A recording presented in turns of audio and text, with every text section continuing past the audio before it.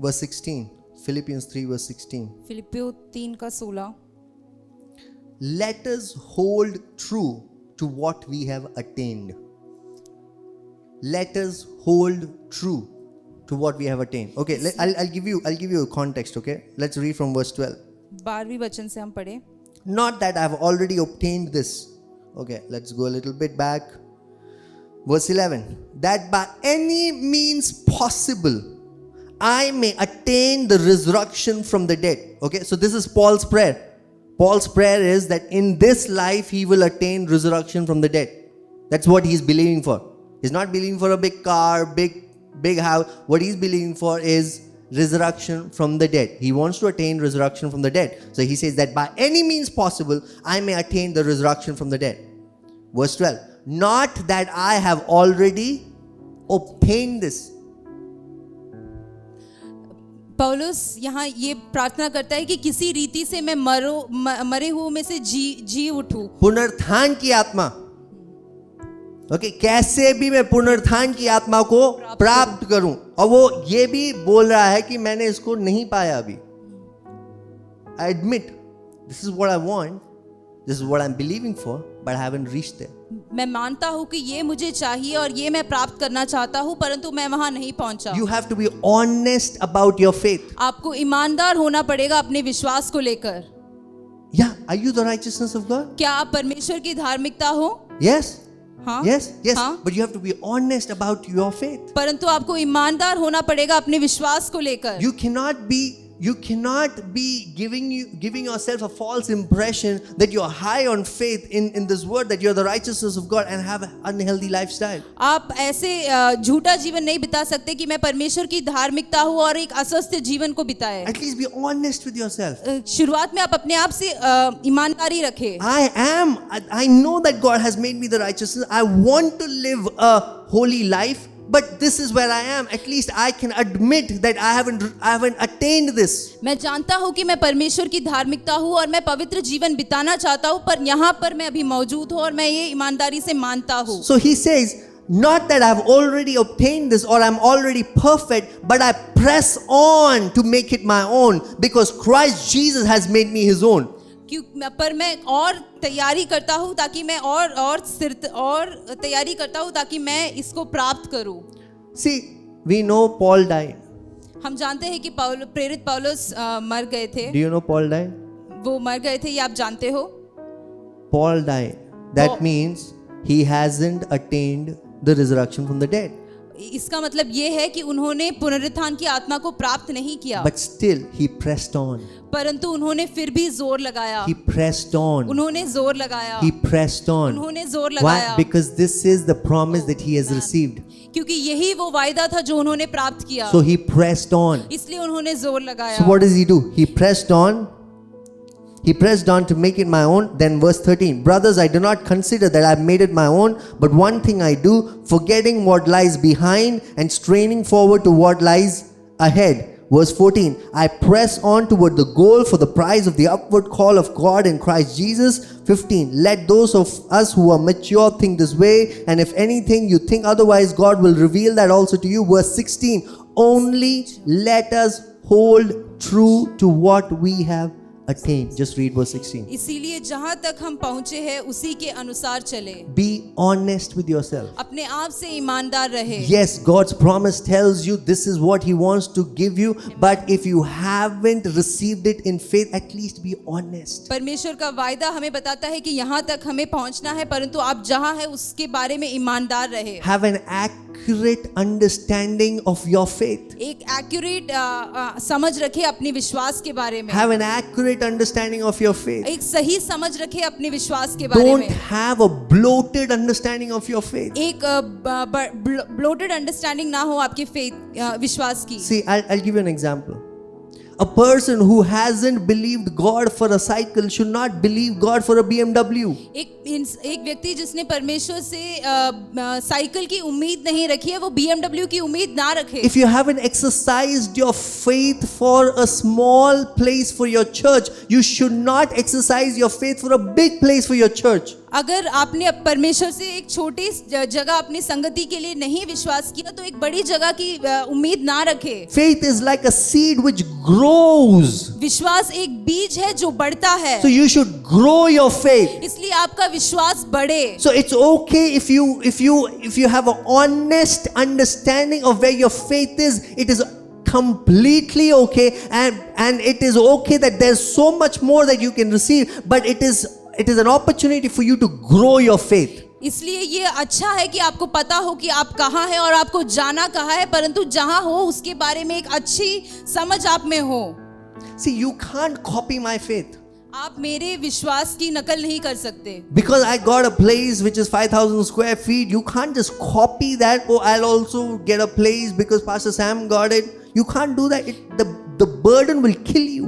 कि मेरे को 5,000 स्क्वायर फीट की जगह मिली इसलिए आप उसके लिए विश्वास नहीं कर सकते, क्योंकि वो आपको तोड़ देगा। You cannot copy someone else's faith. आप किसी और के विश्वास की नकल नहीं कर You सकते। can only operate in the faith that you have. परंतु आप उसी विश्वास में काम कर सकते हो जो आपके पास है। Do you know that we all start with equal measure of faith? We all start there, but we can always grow into more faith. हम सब एक ही फेथ के मेजर से शुरू करते हैं, परंतु हम बढ़ सकते हैं विश्वास में।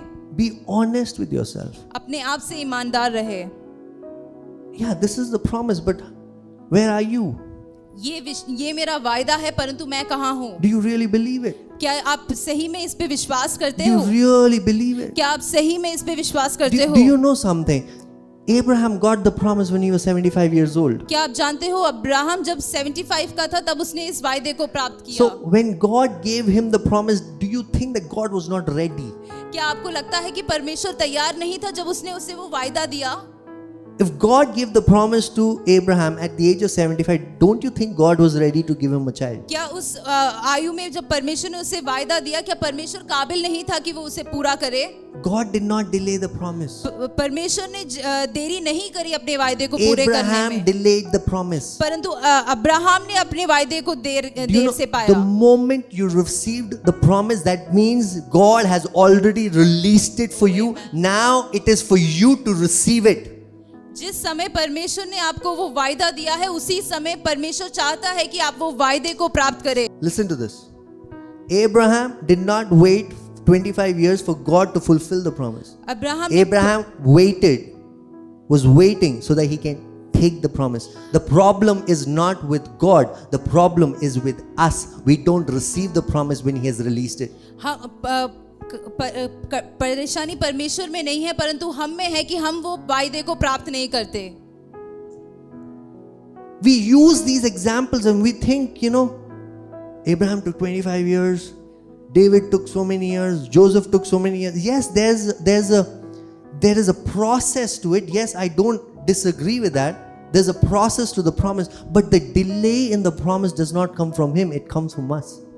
अब्राहम ने इतने साल लगाए या दाऊद ने इतने साल लगाए या यूसुफ ने इतने साल लगाए, हम ये सोचते हैं, परंतु ये जो देरी है वो परमेश्वर से नहीं है, परंतु वो हमसे होता है। So if Joseph took like 18 years for the promise to come through, that was not God's fault. It was Joseph was not ready.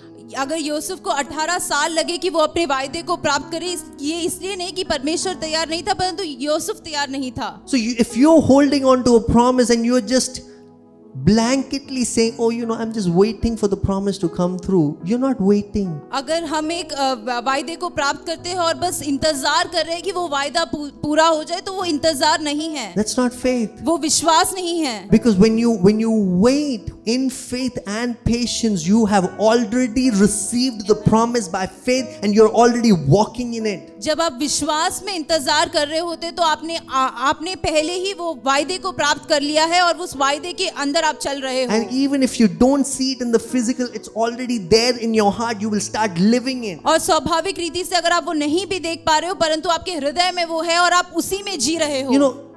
Today we are seeing we're seeing a big place for the church, but I'm saying I used to preach like this, preparing sermons like this, even when we were 5 people meeting in a home. आज हम एक बड़े जगह पे है, परंतु मैं ऐसे ही वचन में तैयार होता था जब हम 5 लोग एक कमरे में थे. Spending 10 hours preparing a sermon. I didn't have to do that if it was just for 5 people. 10 घंटे एक प्रचार को की मैं तैयारी कर रहा था, परंतु इवन जब वो 5 लोगों के लिए था, I didn't have to do it. मुझे वो करने की जरूरत नहीं थी. Okay? But it's because of the vision. Because you know that the promise is giving you a bigger vision. So you live your life as if you have received the vision. You live your life as if you received the promise. It will burn in you.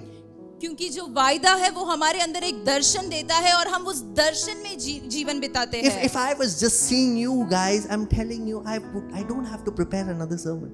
अगर मैं आप लोगों को ही देख रहा होता तो मुझे एक नए संदेश की जरूरत नहीं थी. Because to give you something new, I have enough. A deep well is within me. मेरे पास काफी गहरा कुआं है आपको देने के But लिए. I'm not just seeing you. In my spirit, I'm seeing a bigger purpose of God that needs to come through. And for that, I'm not here to just entertain you. I'm here to follow His voice. And because of that, I spend time in prayer, preparing the word so that I can feed you. मैं यहाँ केवल आपके मनोरंजन के लिए वचन नहीं लेकर आया, परंतु मैं चाहता हूँ कि वो जो दर्शन है उसके हिसाब से आपको वचन प्राप्त हो, इसलिए मैं तैयारी कर कर यहाँ आता हूँ. So when you've received a promise but you're not living as if the promise has been fulfilled, you haven't received it in faith. अगर आपने एक वायदे को प्राप्त किया है और आप पर वायदे के हिसाब से नहीं जीवन बिता रहे, तो इसका मतलब आपने वायदे को प्राप्त नहीं किया है.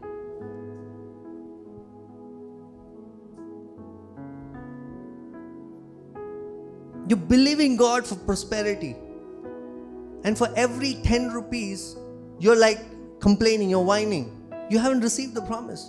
आप परमेश्वर से बहुतायत की इच्छा करते हो और हर 10 रुपए के लिए आप रोने लग जाते हो, तो इसका मतलब यह है कि आपने वो विश्वास नहीं किया.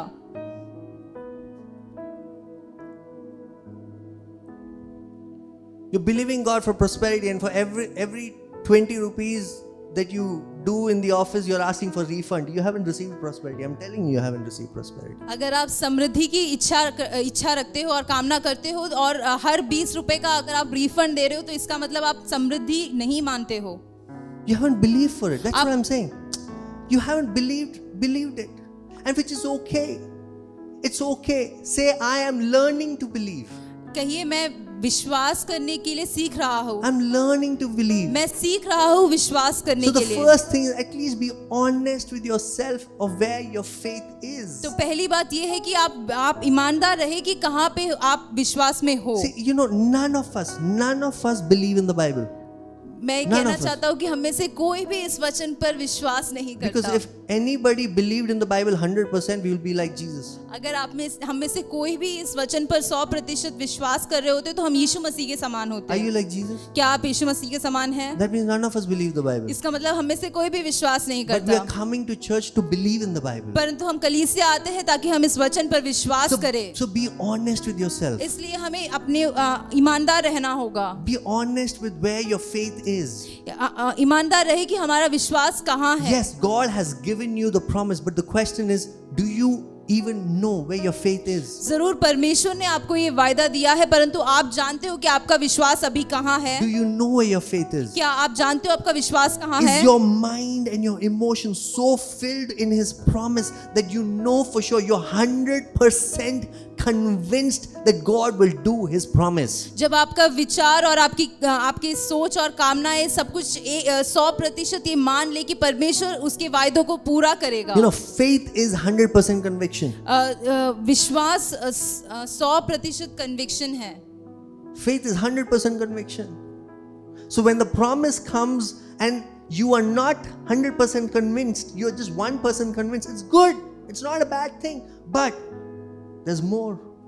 जब विश्वास आता है और आप 100% नहीं विश्वास कर रहे हो, उस पे दृढ़ नहीं हो, परंतु आप कहाँ हो आपको पता है, पर आप आगे बढ़ रहे हो, तो ये अच्छा है। But if you're not honest with yourself, you will take steps that will burn you out. परंतु अगर आप अपने आप से ईमानदार नहीं हो तो आप ऐसी चीजें करोगे जिससे आप ही थक जाओगे। If you're not honest with yourself about your faith level, what you will do is you will deceive yourself. अगर आप अपने साथ विश्वास के मामले में ईमानदार नहीं हो तो आप अपने आप से झूठ बोल रहे And you हो will deceive yourselves and make you believe in this whole illusion that you have the faith when you don't have it. और जो विश्वास आपके पास नहीं है इसकी आप कल्पना कर रहे हो और आप एक झूठ में अपना जीवन बिताओगे। See, फिर for example, if you got a medical report और उदाहरण के लिए अगर आपको एक मेडिकल रिपोर्ट मिलता है and the doctor has given you medicines, और डॉक्टर ने आपको दवाई दी है, but you also received a promise. परंतु आपको ये वायदा भी मिला है, Now, if you're not 100% convinced, you should take the medicines. परंतु अगर आप पूरी तरीके से वायदे पर विश्वास नहीं करते तो आपको दवाई लेनी चाहिए।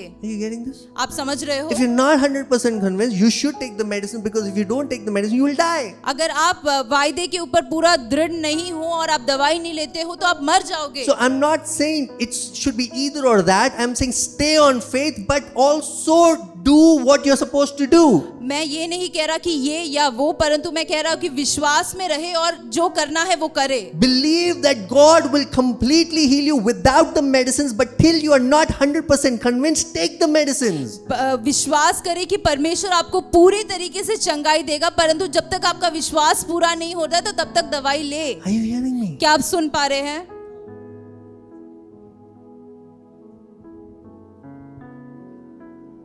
Some of you need to take medicine just to survive, आप में से कुछ लोगों को दवाई लेना है ताकि आप जिंदा रहे, but you're using faith as a cover up. परंतु आप विश्वास को उसको कवर करने के लिए इस्तेमाल कर रहे हो।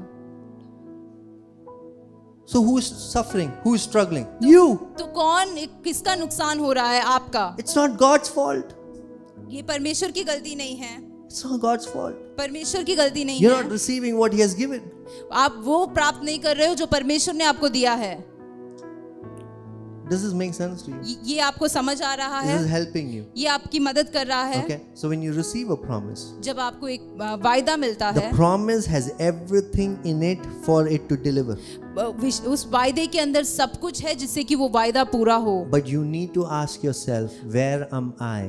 परंतु आपको खुद से ये पूछना है कि मैं कहाँ हूँ? Where am I? Where is my faith level at this moment? मेरा जो विश्वास का स्तर है वो अभी इस वक्त कहाँ पर है? If your faith is not 100%, that means you need to stay on that promise till your faith is 100%. अगर आपका विश्वास 100% नहीं है तो आपको उस वायदे में रहना पड़ेगा तब जब तक आपका विश्वास 100% ना हो जाए। So if you are sick and you are not 100% convinced, then do take medicines. इसलिए अगर आप बीमार हैं और आप 100% विश्वास में नहीं है तो आप अपनी दवाइयाँ ले जरूरी है. Because as much God heals supernaturally, He also heals medically. जितना कि परमेश्वर अलौकिक तरीके से आपको चंगाई देता है उतना ही वो मेडिकल साइंस से भी आपको चंगाई देता है। Amen. The medicines that you eat and which brings healing, that is also from God.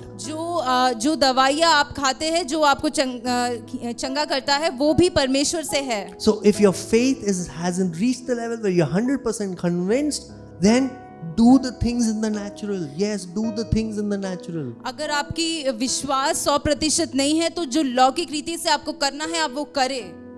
Do the things in the natural. जो लौकिक रीति में चीजें हैं वो करे। Because if you're completely saying that you believe in the supernatural where your faith hasn't reached there, you're not doing the natural also, and what happens? Supernatural is not working.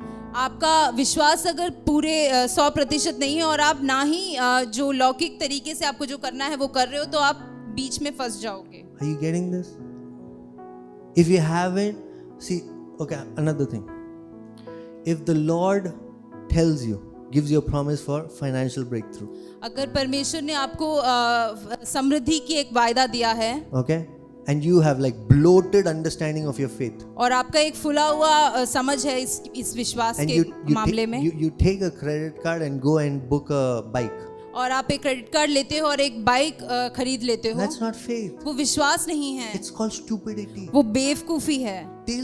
Till your you are not 100% convinced in that area, you should live a budgeted life. जब तक आप उस मामले में 100% दृढ़ता और विश्वास में नहीं आते, तब तक आप अपने पैसे को ठीक से इस्तेमाल करें. See, I know people who have no budget in their life and who live a life of faith, supernaturally in the area of finance. I know people. मैं ऐसे लोगों को जानता हूँ जिनके जीवन में कोई बजट नहीं है और वो पूरा अलौकिक तरीके से अपना जीवन बिताते So हैं. I know that that's a realm which is there for us. और मैं जानता हूँ कि ऐसा एक श्रेणी हमारे लिए भी है. But till we haven't built our faith, you have to live a budgeted life till then. जब तक हमने अपने विश्वास को उस स्तर तक नहीं बढ़ाया, तब तक हम अपने बजट के अंदर जीवन बिताए. Are you hearing this? क्या आप सुन पा रहे हैं? Unless the Lord tells you to do something specific, you know. जब तक कि परमेश्वर आपको कुछ स्पेसिफिक करने के लिए नहीं बोलता. But don't try to live on a bloated faith. एक फूले हुए विश्वास के साथ जीवन ना बिताए. Overspending on credit is reckless. अपने क्रेडिट कार्ड की राशि को बहुत ज्यादा खर्च करना अच्छी आदत नहीं है. If X is your salary and your expenses is 2X is reckless. अगर आपकी सैलरी X है और आपकी जो आप जिस पैसे को स्पेंड कर रहे हो वो 2X है, तो वो बेवकूफी है. It is reckless. गलत है. It's not God's fault. वो परमेश्वर की गलती नहीं है. Do we want to reach there? क्या हम वहां पहुंचना चाहते हैं? Yes. हाँ. But how do we reach there? पर हम वहां कैसे पहुंचेंगे? Staying on God's word. परमेश्वर के वचन में रहे. But till we have not reached there in the journey, it is important that you do things in the natural that you were doing faithfully. जब तक आप वहां तक नहीं पहुंचे, तो विश्वास योग्य रहे और वो करे जो आपको करना चाहिए. Amen. Amen.